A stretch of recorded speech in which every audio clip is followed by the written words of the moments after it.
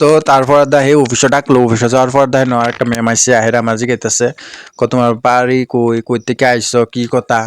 পরে আমি full address দিচ্ছি, জিজ্ঞাসা আমি বিয়া করছি না, মেরিড না নাই, বিয়া করছি না নাই, ফুলাবান আছে না নাই। পরে আমি সব কইছি আমি কি কাজ করি, কি কাম করি, আমার সেরি আছে, আমি কি করি না করি, বিয়া শাদি এটা সব এভরি জিজ্ঞাসা এটা। পরে আমার কইতেছে তুমি যে অডিশন দিছ,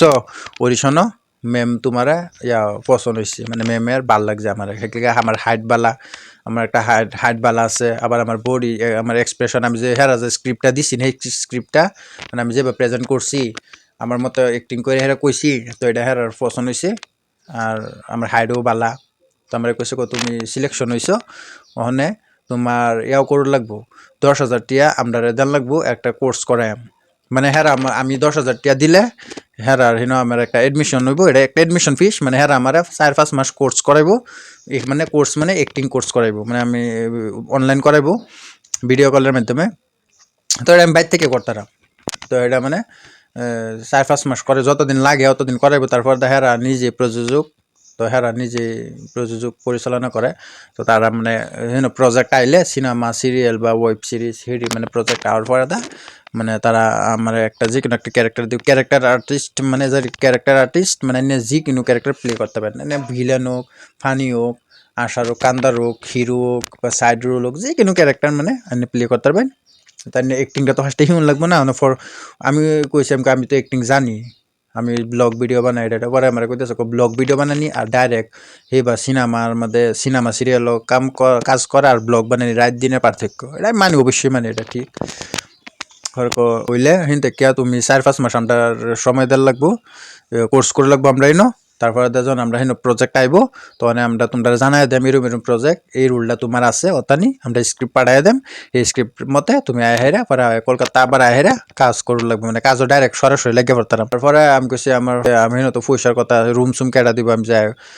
আয়া থাকবা আমিও করাম, আমরা তো গরিব মানুষ, পয়সা করির কথা আছে। পরে দেহ কিছু ফাইবার হইলে কিছু কষ্ট করুনই লাগবো, এটা কথা হাসাই, কিছু পাইলে কিছু কষ্ট করুন লাগবো, কিছু খেদা নিয়ে লাগবো। ফার্স্ট যেটা হইব ফার্স্ট সেটার মধ্যে আমি কোনো সুবিধা পাইতাম না, মানে আমার নিজের থেকে রুম লইয়া খাওয়া দাওয়া এভরিথিং আমার নিজের করে লাগবো, হেরা হেরা কিছু দিত না। তারপরে যখন একটা কাজ আমি কইরা লাইলাম, বা একটা সিরিয়াল হোক বা সিনেমা হোক বা ওয়েব সিরিজ হোক যেটাই হোক, তারপরে যখন আমরা মানুষের চিনবো, আমি ফেমাস হয়ে যাই, আমি একটা কাজ করলে অবশ্যই আমার মানুষের চিনবো, বা একটা ডিরেক্টরে দেখবো বলে এর কাজটা ভালো হয়েছে,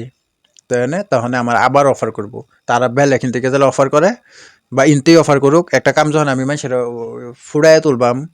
তখন মানুষের পছন্দ হয়ে যাবে, তখন আমার বেল এখান থেকে আমার অফার আইতে থাকবো, তখন আমার পয়সা তো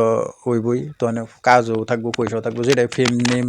নেম ফেম যেটা রেকর্ড নেম ফেম সব থাকবো, কিন্তু ফার্স্টে তো কষ্ট করে নিয়ে লাগবো। আমি বুঝছি এটা তো ঠিকই, কিন্তু ওখানে আমার এই বৃহস্পতিবারে 10,000 টাকা দান লাগতেছে এডমিশন ফিস, মানে আমার তো পয়সাও নাই। মানে আমি ভাবলাম আমি আচ্ছা ম্যামের আমি কইছি আমি বলছি এরম এরম, তো আমি বাইক যাই, বাইক গিয়ে আমার ফ্যামিলি আছে, ফ্যামিলির লগে বুঝিয়া পরে আমি এনারে জানাই, কইব ঠিক আছে বেশ নাই গিয়া। তো অত বড় একটা চান্স পাই আচ্ছারা করবারও চাইতেছি না, কিন্তু ফ্যামিলিও আছে। তো আমি মানে আমার হচ্ছে ইয়া অপশনালও পড়া রয়েছি, মানে আমি দুইটা যে কিনো হইলে ফ্যামিলি চুজ করো, নাহলে হচ্ছে কেরিয়ার চুজ করো। তো মানে একটা যদি আমি যদি আমি সময় দিই বা পয়সা খেয়া দেয়, তো আমার পয়সা দরকার আছে, তো আমার তো ফ্যামিলিরও দেন লাগবো, যেহেতু আমরা সেরকম ক্যাপাসিটি নাই যে আমি এক্সট্রা বা কিছু একটা দেম পয়সা বাহরা ম্যানেজ করবাম, সেরকম ক্যাপাসিটি নাই, তো আমরা কাম করে খাওয়া মানুষ। তো ভাবতেছি আর কি করি না করি দেখা যাক, আল্লাহ ভরসা। কিন্তু মাসে বহুত আছে চান্স, আমি কইতাছে ম্যামে আমার কইতাছে দেহ বহুত চান্স পা না,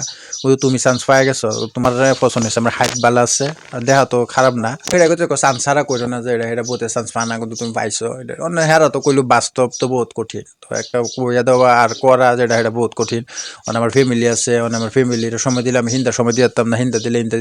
সময় মানে কি খরচ মেন হয়েছে পয়সা, সামনে একটা ঈদ আইতেছে হেডাই হন, মানে আমি অডিশনে সিলেকশন হয়েছি, মানে আমার পয়সা লাগতেছে, পয়সা দিলে কাজ হইব আর পয়সা না দিলে কাজ হইতো না। ফার্স্টের কাজ ইয়াও আর কি হেরা ইয়াও করতো না আর কি, ফার্স্টে রুম সুম বাহির কলকাতা থাকিয়া রুম লইয়া খাওয়া দাওয়া কইরা কাজ করা, এটা কিন্তু দামালি কথা না। আমরা 2 দিনই গেছে 4,500 টাকা আর তো আছি, এই যে এটাই আছি। আমি পরে বাইতে আইছি, বাইতে আমি আমার মানে ইয়ার লগে বাড়ির লগে ফ্যামিলির লগে বুঝাবুঝি করতেছি, তো মানে বুঝাবুঝি যতই করি মেন হচ্ছে সাপোর্ট মানে সবেই কইব বলে যাও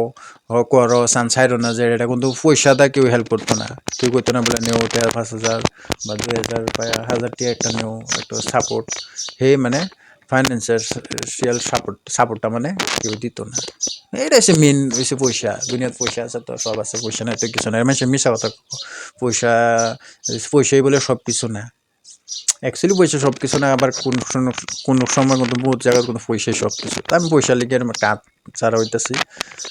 হেডাই মানে আমার অপশনাল হইয়া রয়েছে দেখি কি করে কি আর কি না এটা দেখা যাক আল্লাহ ভরসা তো এটাই আছি আমার জাননি কলকাতার কিন্তু আমি সিলেকশন হয়েছি মানে